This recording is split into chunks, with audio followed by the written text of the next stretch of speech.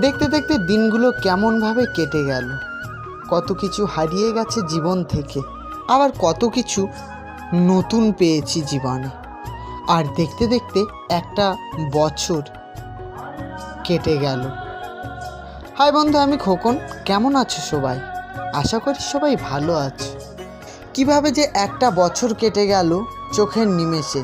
মনে হচ্ছে এই তো সেদিনই তো দোল উৎসব উদযাপন করেছিলাম আমরা, আর আজ সেই দোল উৎসবেরই প্রস্তুতি পর্ব শুরু হয়ে গেছে।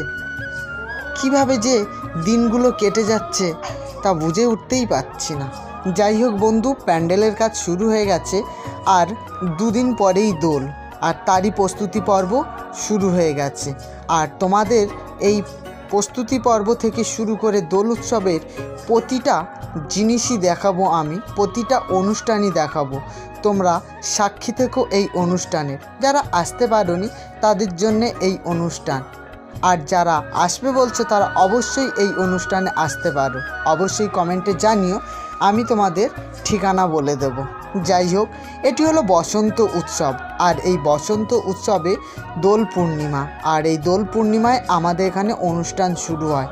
13 দিনের অনুষ্ঠান, 7 দিন 7 রাত শুধু হরিনাম সংকীর্তন, মহামন্ত্র, আর তারপরে বাউল, তরজা, কীর্তন এসব তো আছেই।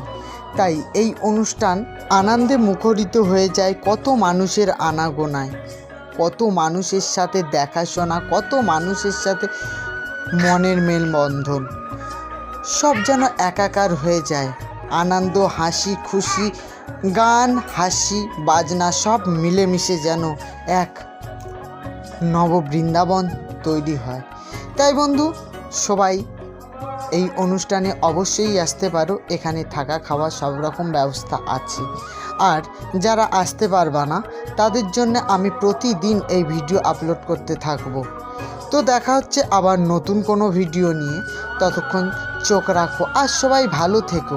অবশ্যই এই অনুষ্ঠান দেখতে থাকো। রাধে রাধে।